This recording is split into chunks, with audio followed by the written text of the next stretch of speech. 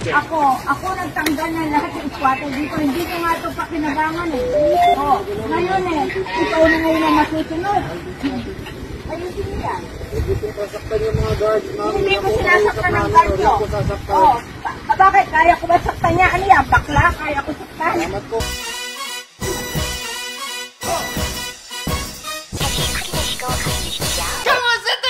So, medyo kontrobersyal yung ating panonoorin ngayong araw. At ito na nga po. Nagpa-fashion show ako araw-araw na kailangan binabanggit ko kanina yung mga suot ko. Kasama ko ngayon ng ating bisita. Snowy, come here. Here, bebe. Come here. Magpakita ka.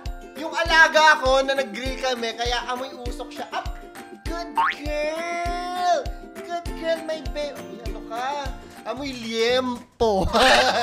Sige na, higa ka na doon. Bed na. Up na din sa bed. Good girl. Oh, ayan na siya. Nanonood na sa atin si Ate Snowy. Di nyo mabibilog yung ulo. Hindi natin inaarawan niya tayo nagbabody shame, pero natatawa.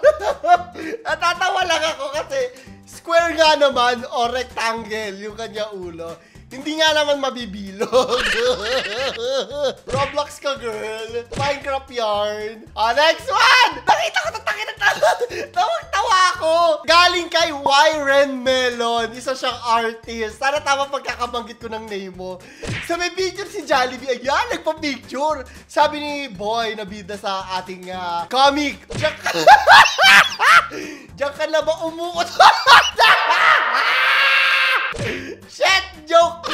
Napaisip din ako. Eh, syempre, siya lang din naman yung nakakaamoy na wala namang issue. Napatanong din ako eh. Kung meron man po dito nagmamaskot, doon na rin po ba kayo umutot? Syempre, di ba naman matatanggal yun? Paano kung kalagitnaan ka ng pagsasayaw sa Jollibee, di ba? Doon na rin ata. Kulob na kulob yun, te. O, ano to? Parang napansin ko, hindi ka gumagawa ng pelikulang may temang violence. Eric, hindi nga ako marunong mag-piano. Violence pa. Alam mo, inisip ko to. Bakit? Anong connect? Violence kasi. Oh, diba? Oh, eto pa.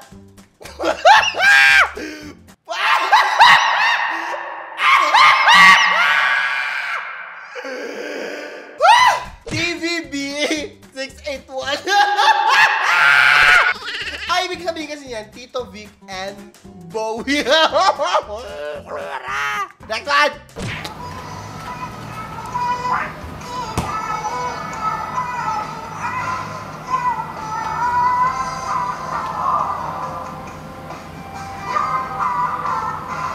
Ang baboy, ito na naman tong mga to. Nakakatiri! Ayun pala yung lyrics nun! Bakit uhaw sa iyong sayaw? Ano? Babe na mau, sayaw-sayaw! May mikmik po kasi ako sa utak. Pasensya na po kayong lahat. Baka baboy din. Itigil nyo yan! Next one. Ganda di talaga dito sa Paso. Skateboard lang. Ay, putang ina mo, may skateboarder.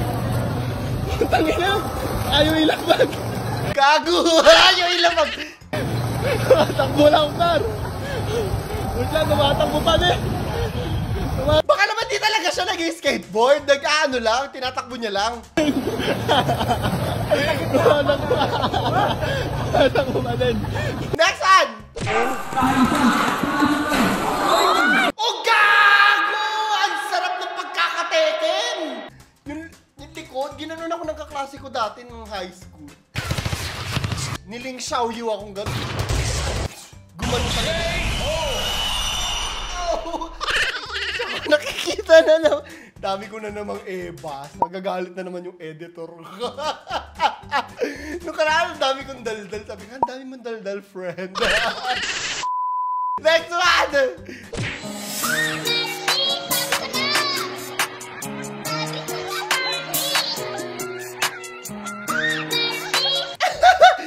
Bakla si Akling! No, ayan. May ano lang ako, ha? pwede kayo magalit sa akin, yung opinion nyo naman yan. Pero itong I, Barbie, sabi ko na, very demeaning para sa LGBTQ nito. Isipin mo, ikaw ha, kunyari ikaw, ay, ano pala to, sabi ko na. Ano mafe-feel mo, di ba? Ganon din yan para sa LGBTQ. Kaya sana, huwag natin supportahan yung mga ganito. Nakaka-hurt siya. Isipin mo, na-invalidate mo yung pagkatao ng isang tao. Ginagawa mo, ay, Barbie. Sabi ko na. Nagigets nyo ako. Pwede kayo mag-dislike sa akin. Pero sana ay nasasabi ko sa inyo at naiintindihan nyo kung bakit nakaka-hurt siya ng feeling ng ibang tao. So, huwag nyo gagawin, ay, Barbie. Sabi ko na.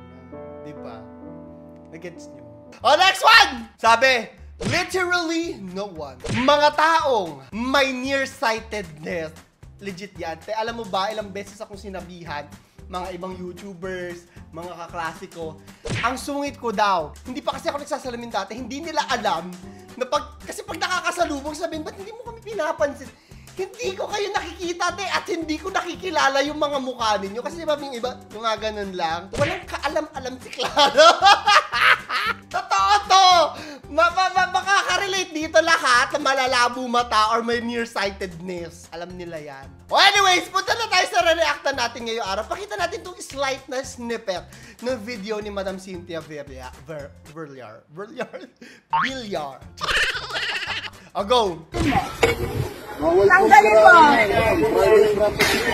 Umalis ka dyan! Tanggalin mo! Tanggalin mo! Tanggalin mo! Hindi ko sinasaktan ng guard mo.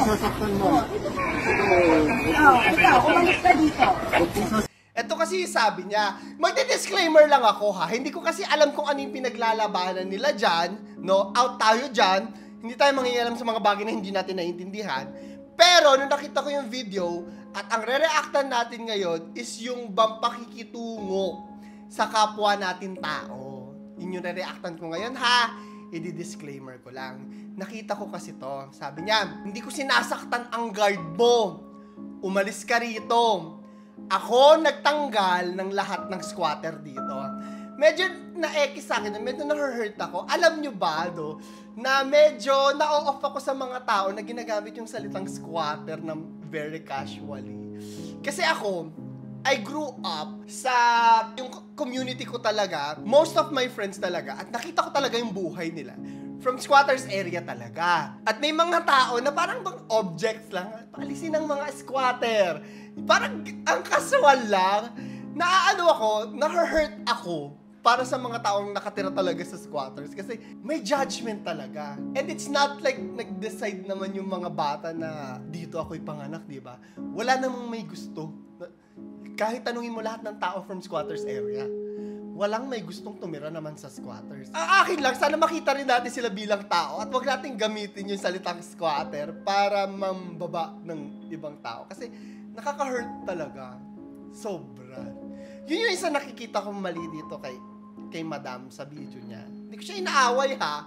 Baka sabihin niyo political to. Hindi.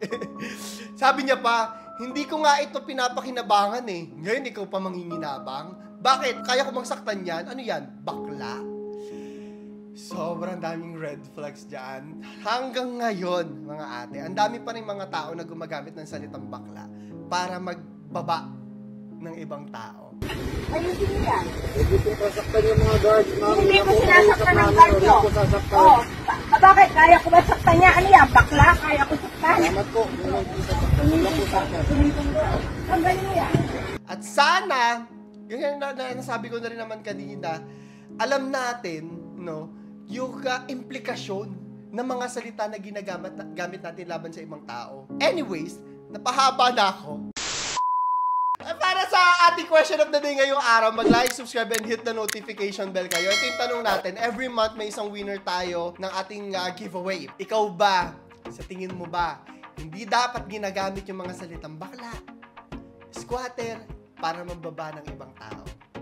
I-comment mo sa ilalim. So, yun lamang po itong ating question of the third. Claro, si Claro the Third! Nagpapa. I'm trying to